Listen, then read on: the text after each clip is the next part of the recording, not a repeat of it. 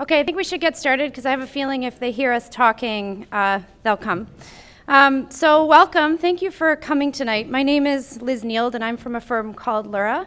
And with me is Lily D'Souza, and we are your neutral facilitation team. So we have no opinion on the project itself, but we just want to make sure we have a good conversation tonight and a productive session. And just so you know, we will also be writing a report, so Lily is going to be taking notes as we go. So before I get started, I did see Councillor McConnell here, so welcome, Councillor. Thank you very much for coming. And I haven't seen other councillors yet, but as they come, I will introduce them. So this is the first public meeting for the Waterfront Transit Reset Phase 1 study, and we're actually having another one tomorrow night if you are so inclined to come again at John English Junior Middle School, which is in Etobicoke.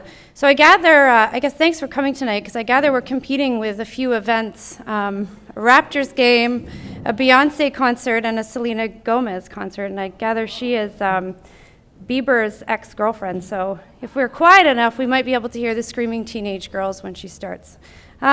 Anyway, as I mentioned, this is the first of 2 public meetings. We've already had a stakeholder advisory committee meeting on this, and they really helped to provide some input and advice. And stakeholder advisory committee members, if you're here, can you just raise your hand? Okay, I see a couple of you. So this is a project that's being co-hosted by the City, Waterfront Toronto, and TTC, and again, it is Phase 1, and you'll hear more about how the project is moving forward, and I believe Council will be making the decision in July on the next stage. So really tonight is about introducing this project to you, including approach, timing, and scope, and to present background material and work that we have, or the study team has completed to date. So we'll be having, I guess if you want to turn to page 5 of the discussion guide that hopefully you picked up when you came in. I'll just walk you through sort of the order of events. I do see many familiar faces, so I'm sure you are, you're probably used to what I'm about to say.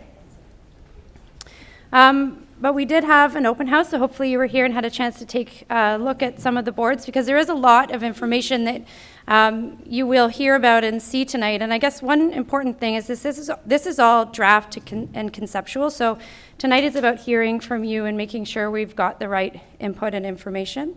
So after you hear from me, you'll hear from Nigel Tahar from the City of Toronto and Ian Druce from Steer Davies Gleave, who will present to you about the project, the background, the information, how we got to this point today, the draft vision, talk to you about opportunities and constraints, the evaluation framework, and the preliminary concepts and evaluation that has been done. So again, it's all draft, so we really do need your input tonight. After that, we'll have time for questions of clarification, and then we'll get into our interactive workshop, or what we call mini charrette, which is actually not going to be in this room. It will be back out there in the room to my left by the boards. So what you'll see when you get out there too are some more worksheets with questions on them that we do want you to fill in. So I'll walk you through how we're going to work through that charrette. And then following that, we'd like you to come back in this room, and I think it's probably going to be interesting trying to make that happen, but I'm going to stick to it, just so you can hear sort of key themes and highlights that have come through the conversations from this evening. If you are so inclined to tweet, please use the hashtag to the Waterfront. It's also in the discussion guide that you picked up. And the presentation is being recorded, and you'll see Zishan at the back. Hi, Zishan. And he's going to be recording the presentation, and we will be uploading that tomorrow on the website, on Waterfront Toronto's website. So if you want to get the presentation, it will be up there tomorrow. And then by Friday, we'll have an online workbook that you can also participate in, and then you have until June 3rd to provide comments. So this is the first of 2 meetings, and with that, I will welcome Nigel to start the presentation. So thank you for coming. And for the applause, I guess.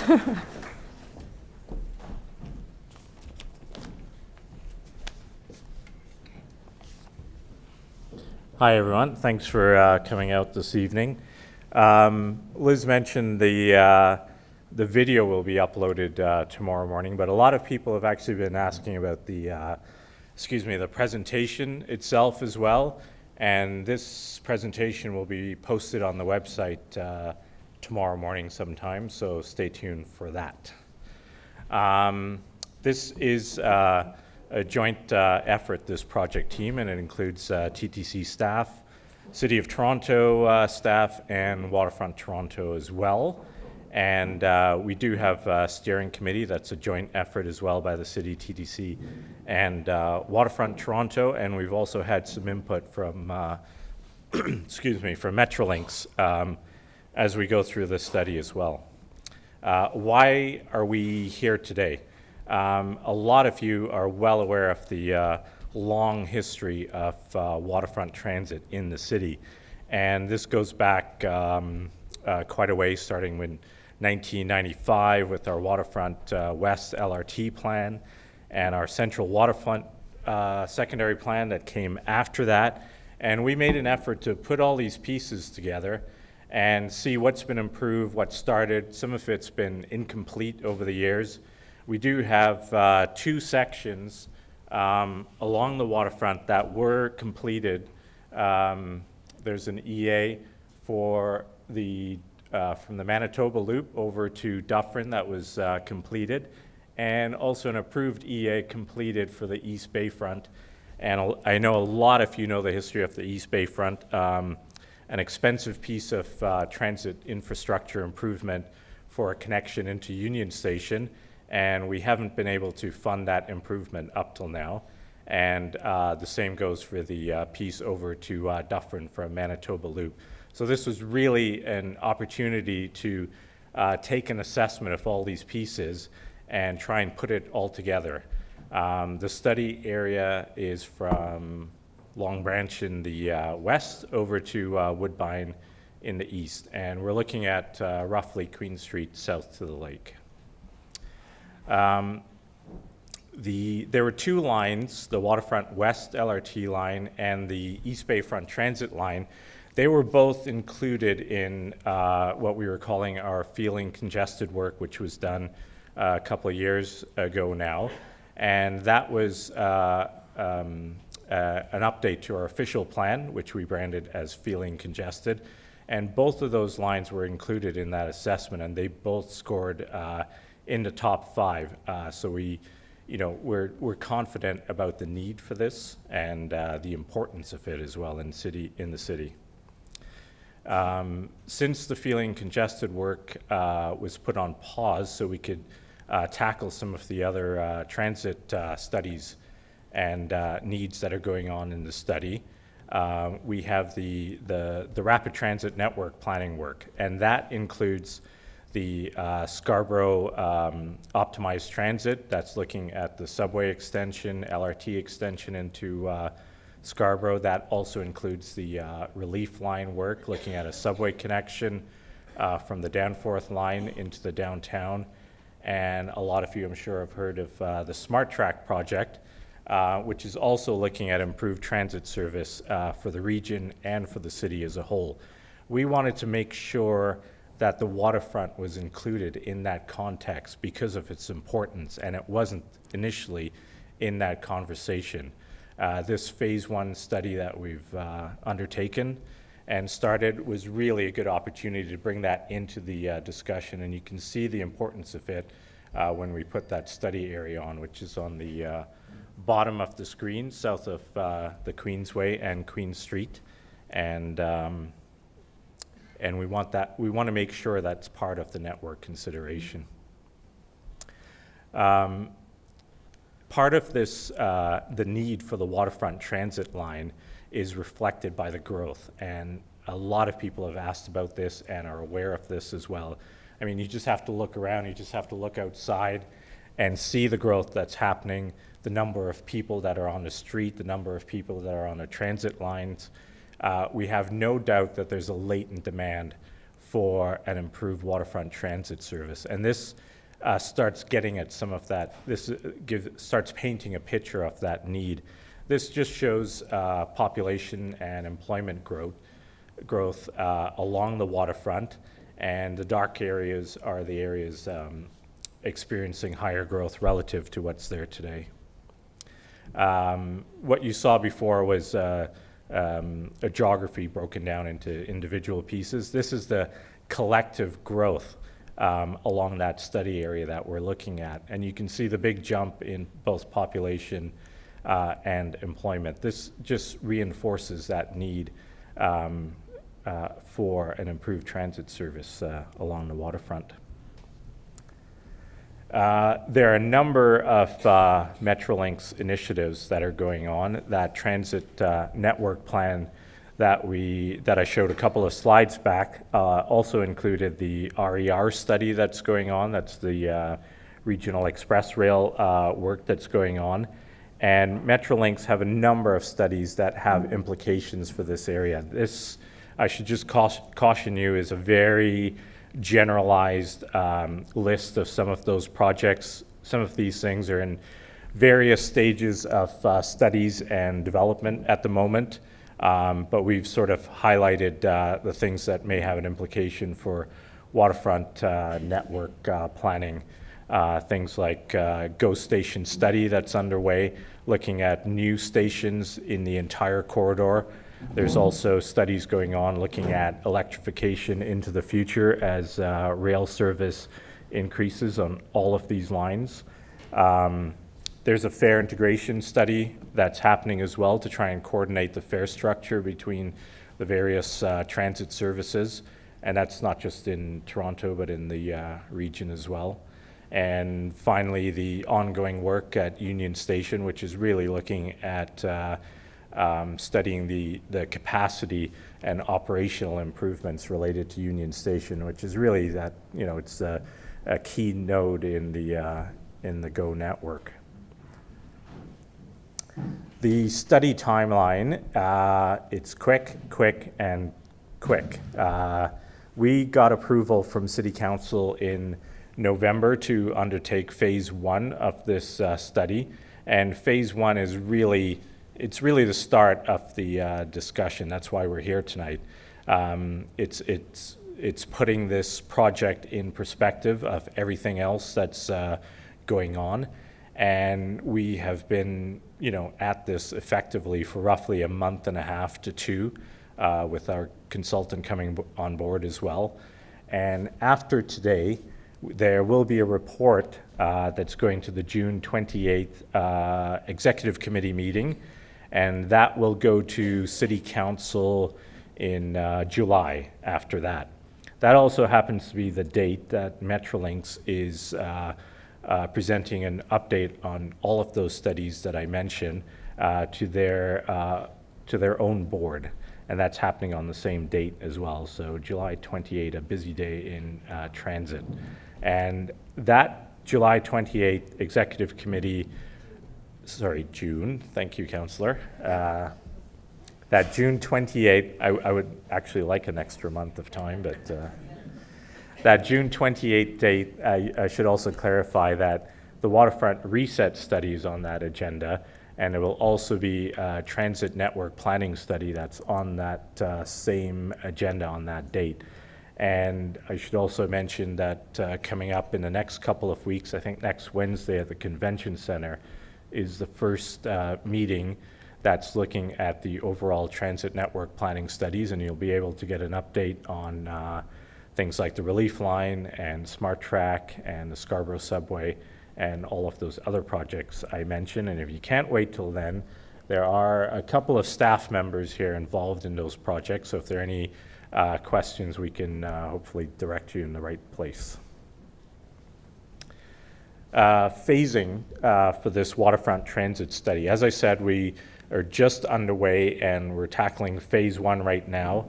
And really one of the first things we wanted to start out with is putting a ring around this massive geography that we have to deal with and identifying a vision for what waterfront transit network might be and could be, and encompassing that in a vision statement. We'll see that in a second.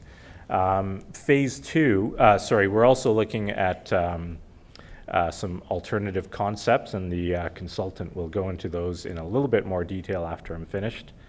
And for phase 2, we are just at this point speculating on what we might be able to tackle in phase 2. We're scoping that out. That will be in the report that goes to the June 28th Executive Committee. There may be opportunities for further feasibility studies coming out of phase one. It's a long stretch at this point, but maybe we can go straight to an environmental assessment process on other aspects of the study. And that third one is a really key element as well, too.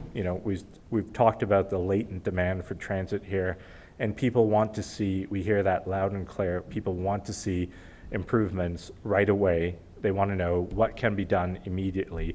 And there are some things that might be able to be done, and we want to tackle that as well.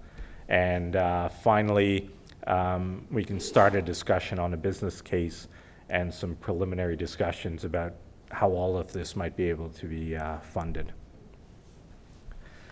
For tonight, Liz started covering some of what we want to cover tonight. But this is really an introduction to the public, introduction to the study for everyone. And it's also an opportunity for you to say, you've missed some things, you haven't thought about other things, we like this or we don't like that. And people are also interested in, I think, the preliminary concepts that have been identified. So please, tonight and in the next few days, let us know your feedback. We have a really short timeline for turning around the report, which is next week. So we'll take your comments up till then, but we'll continue to take your comments even before that. And I should also mention that at the executive committee meeting, that's also an opportunity for deputations for the public at that meeting. This is the vision statement, and I'm going to read it word for word because I think it's a really key and important element of this study. Just one, bear with me.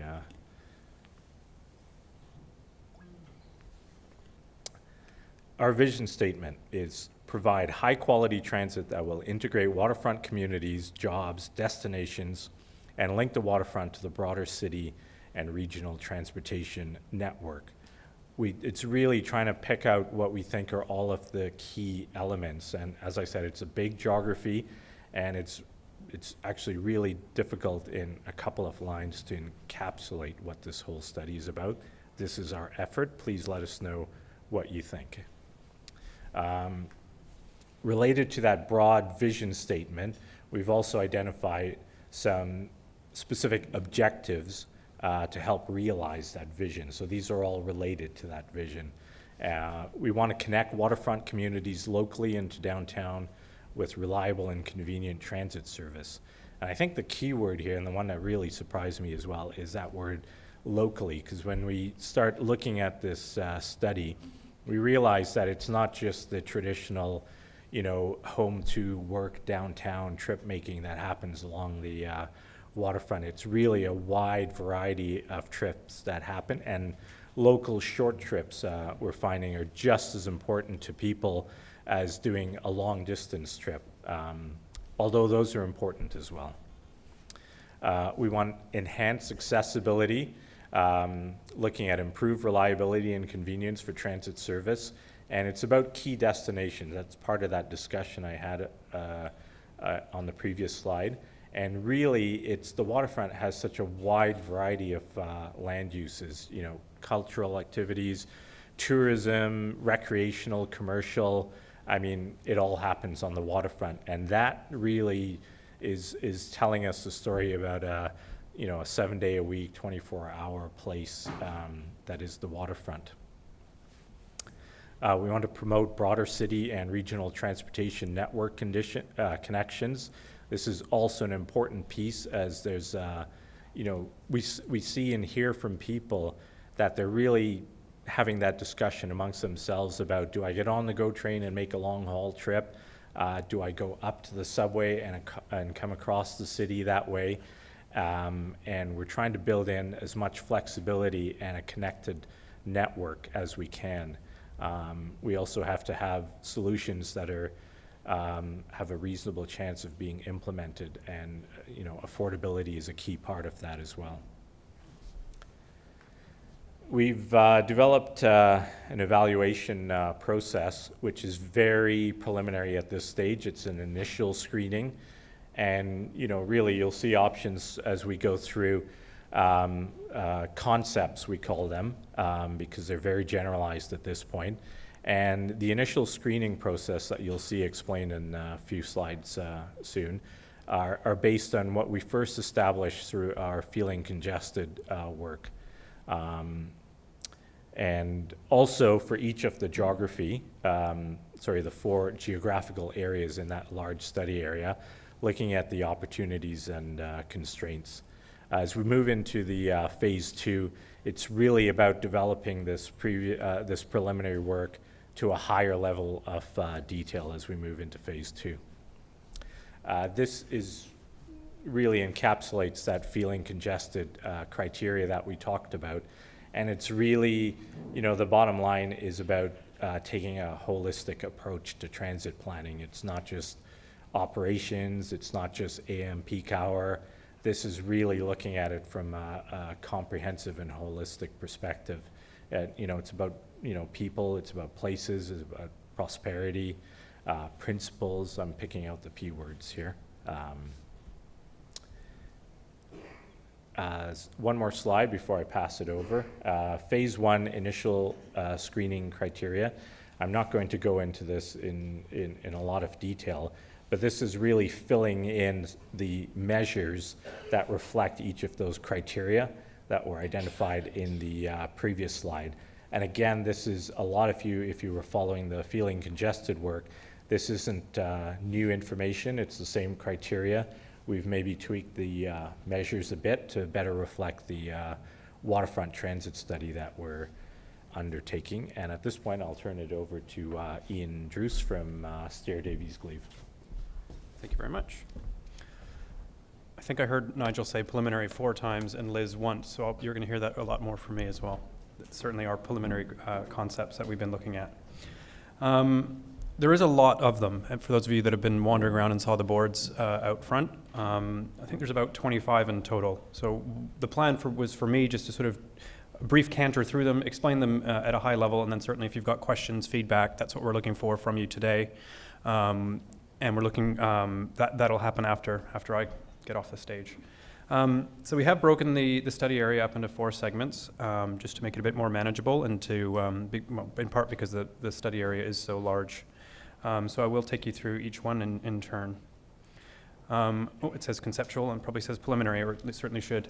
We are looking for feedback. We are looking for your input. The options and the concepts that you see on the boards out front and on the slides were taken from work that has been done previously, from some of our own ideas, from discussions with the TTC, the City of Toronto, and Waterfront Transit as well. But again, we're certainly not claiming this is all of them. And certainly if you have other ideas, as Nigel said, things you like, things you don't like, that's what we're looking to hear from you today. Just a bit of a legend as we go through the map. It's on all the maps out front as well. But just so you get a sense of what the options are trying to do. The solid purple lines are looking at LRT alignments, that typically saying segregated rights of way, priority at intersections, possibly further spaced stops than a typical streetcar. A sort of dashed purple line is looking at an enhanced streetcar service. So is there a way to speed up the existing streetcar without going to sort of full-blown LRT, which might be something like signal priority or queue jump lanes, but without that full investment. You'll see a lot of dashed sort of bluey green lines as well. And I think what we're trying to stress is that this isn't just about a single line along the waterfront. It's about creating a network that links to and from the waterfront as well. So we're looking to improve some of those connections, both with transit, but certainly with active transportation, so walking and cycling as well. So in segment 1, just some of the opportunities and constraints that we've identified, and I'm sure there are many more that we've missed. But looking to make both connections, local connections, as well as to and from the downtown area. Clearly bordering on Mississauga, so looking at how we integrate with transit services across into the next municipality. Looking at how we connect to the GO services, particularly as new stations are thought about and conceived between Mimico and Long Branch. The Humber Loop, and we'll talk next on the next slide about the Park Lawn area, but certainly the Mr. Christie's site offers a potential for redevelopment opportunity and integration with the sort of transportation hub. Obviously, we are aware that there's a narrow corridor along some of these areas and the large amount of growth that's happened in the Humber Bay shores. So I said I'd talk about Park Lawn. The city is doing a separate full-blown transportation master plan for the Park Lawn area. And certainly from our perspective and the study that we're doing, we need to make sure that the work we do is consistent and feeds into and dovetails with that work. But just so you know, that study is ongoing. It's about a year-long study. And certainly I'm sure there will be opportunities to contribute to that as well through a public process. So the first of the three concepts within the first in segment one is looking at how we might be able to enhance the streetcar service along the lakeshore. Again, as I said previously, that's so that we'd be looking at things like how can we speed up the service, how can we make it more reliable, how can we make it more attractive. The next option would be actually taking that streetcar service and turning it into a fully blown light rail service, so fully segregated right-of-way. Certainly there are constraints. We've said there's a narrow right-of-way, so there's certainly some challenges that go with this. And if we do head down this route and start to think about longer stop spacing, we need to think about how you serve the intermediate stops, particularly in terms of local accessibility. And then as a third alternative, we'd look to, in addition to enhancing the streetcar service down on Lakeshore, look at an LRT up on the Queensway. Clearly it's a little bit further away from the lake, but it certainly was one of the options that's been identified through some previous work done through the city. As Nigel said, we applied that preliminary screening criteria, and from our perspective anyway, looking at how it performed both against the criteria and against the overall vision and objectives, we're suggesting that both the Lakeshore options be taken further forward, and that the Queensway LRT one be dropped is probably not the right word, certainly in this instance, because I think there is some potential benefits, certainly to improving transit service along the Queensway. But what we're suggesting is, as far as the Waterfront Transit project goes, that gets deferred to other study. But certainly if people have views, and we'd certainly like to hear that when we're out in the workshop to follow, if those are the right outcomes. Segment 2, moving eastwards, certainly looking to improve access to the waterfront parks and trails. Certainly a very great need to improve both the capacity and the reliability of the east-west travel through this section. Need to be able to respond to the rapid growth that has happened in places like Liberty Village. There are other GO stations being looked at, and then obviously the opportunities to connect both to existing facilities at Exhibition Place and then with plans for Ontario Place redevelopment. So there's a number of sections or a number of concepts through this section. The first one is providing or linking from the existing LRT alignment west of Ronsonsvale, crossing over the Gardiner somehow, and then linking into Exhibition Place. And as I said, I am going to go through these relatively quickly, and you'll see that a lot of them do look very similar. So certainly if you have detailed questions about any of them or how any of them would work, we can have that out in the hall afterwards.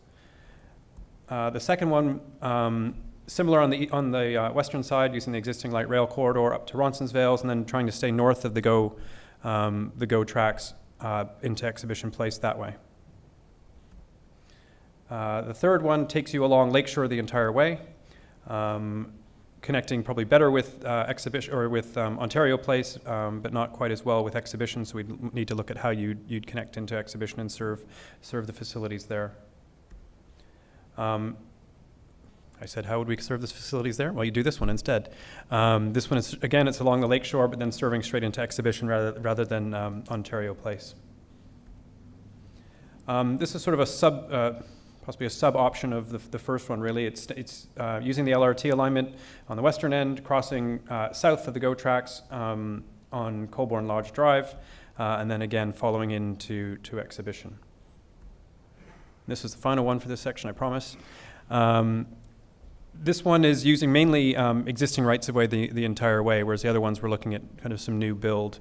So again, it's existing right-of-way west of the Sunnyside Loop to Ronsonsvale, and then it's actually using the existing streetcar network on King West, and then south on Dufferin. Would need a new bridge over at the south end of Dufferin, and then connecting into Exhibition.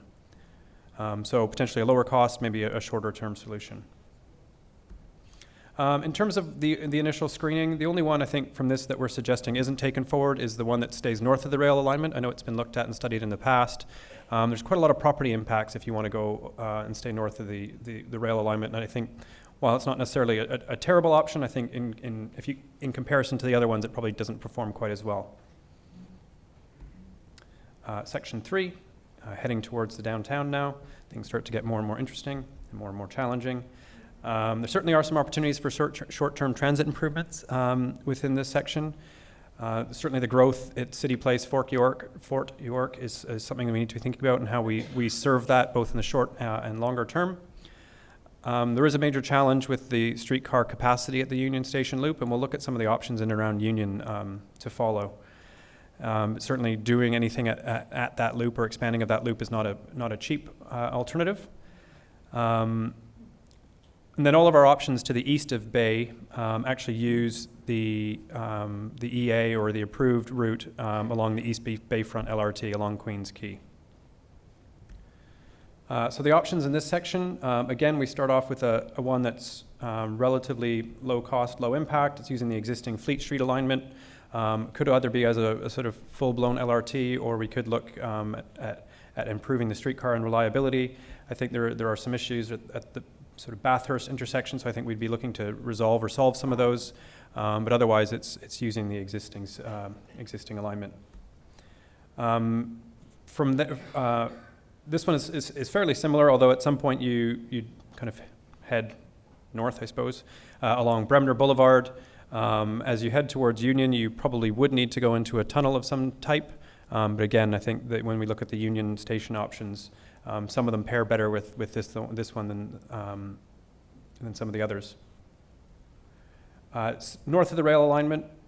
So again, coming from Exhibition, staying along Front Street, the old Front Street extension, and then again, you need to get into the Union area somehow. So either on street or creating a new east-west corridor on Front Street, or in a tunnel underneath into Union. Lakeshore Boulevard certainly would match up well with some of the other Lakeshore Boulevard ones if you're coming from the west, but again, it's staying along Lakeshore all the way and then connecting in with the Queens Quay East route at Bay Street. At this stage, I think, given where we're at, I think we're suggesting leaving all of them on the table. I think the north of the rail alignment one, I think, is one where it's probably the least attractive of the alternatives. That being said, we're aware that Metrolinx is looking at options for a new station in that area. So I think if that were being taken forward by Metrolinx, I think that's one of the reasons to keep this one on the table. Certainly the opportunity to integrate with a new GO rail station in the downtown is something we'd want to consider. So I think until we know more about where Metrolinx is at, we're suggesting that one stays on the table in the next phase. So, Union Station.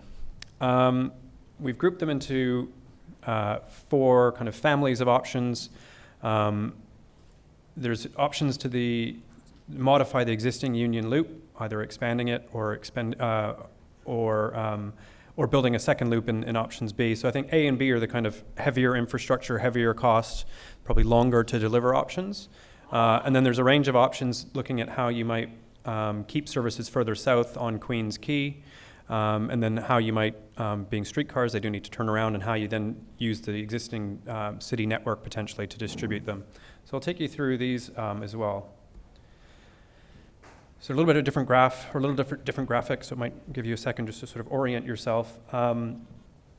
Certainly, there's been studies done in the past about expanding the existing Union loop. As I said, it's not a cheap endeavor. But if you were coming off Bremner, or if you had services running along Queens Quay, just the ability to provide more capacity, to have more streetcars go through that Union loop is one of the options. I should say that the existing Union loop doesn't have enough capacity to take an awful lot more streetcars. So if we are going to be putting more and more streetcars and more LRT vehicles into that part of the downtown, something needs to be done. There is an option to kind of change the way that loop is used, and actually, instead of having it as a loop, create the station underneath Union as what we'd call an inline station, so services would actually not stop there, but pass through there on the way through. It does mean you'd need a loop somewhere else, possibly to the east or west of downtown, but it's one thing that you could do. On here, we've shown it going north up Freeland. It could be anywhere really. It's more about understanding kind of this as an option. So just to explain it, it would be coming along Queens Quay, going north on Freeland in a tunnel underneath the rail tracks, connecting into the existing Union Loop, and then south on the existing tunnel back down Bay. Again, fairly expensive, fairly heavy infrastructure option, but it would certainly provide more capacity through the loop. Or if you don't want to expand the existing loop, you build a second one. Where that second one would sit would probably depend more on where you were coming into the downtown, probably from the west. So as I said, I think that Bremner option coming in, or some of the other ones that are north of Queens Quay, probably tie up better with a second loop option than some of the other ones. And then I said there's some kind of lower cost or lower infrastructure options, which were the C and D options. One alternative is to create a bypass along Queens Quay, so that not all of your services would actually go up to Union. So if you can't put more trains into Union, you don't put them all up to Union, would be the kind of simplistic view. But you still do need a new terminal somewhere to turn the vehicles around. So conceptually, some of the service, 1 and 2 services could go there, or specific routes could go there up to Union, whereas other ones would continue east-west along Queens Quay. This one is actually showing it in a tunnel, so it would, the existing tunnel kind of goes from the Queens Quay west and goes in a tunnel up Bay Street. You do a similar sized tunnel coming out the other side onto the Queens Quay going east. One of the options that's been discussed is actually, is having that bypass along Queens Quay and repurposing the existing Queens Quay streetcar tunnel. So having none of the services, none of the streetcar LRT services go up that Bay Street tunnel. Just some images of what it could be. Things like moving sidewalks, public art bike lanes, connecting it to the path system, so it would become a walkway connection between Union and Queens Quay. The first option, C1, was was having the bypass created in a tunnel, so it's extending the existing tunnel to the east. This would actually try to avoid building more of a tunnel and actually build it on the street. So a bit of a cheaper alternative. Unfortunately, you see not carried forward for further assessment. I think our view was, given all of the conflicts and constraints of the existing road space between bikes and transit and pedestrians and cars, it's probably not that feasible. So I think what we're suggesting at this stage is it's not carried forward, but we'd certainly appreciate people's views on that as well. These are all sort of the same family, I suppose. This is a street level bypass and then repurposing the Bay Street tunnel. So you can see they're all variations on a theme. You either go to Union or you don't, and then you can decide what you want to do with your tunnel. And then the last set of options are actually thinking of it more as a network. So rather than focusing everything into Union Station, the suggestion that possibly people don't all want to go to Union Station, that actually people on the streetcars coming east and west along Queens Quay are actually destined for somewhere else in the downtown. So again, it's using that existing downtown network. I will acknowledge that there isn't an existing network north-south on Cherry or Parliament, but it would be a new piece of infrastructure on that part of the network, and then using whether it's King or Queen or any of the other routes east-west through the downtown to actually have the vehicles circle around that way.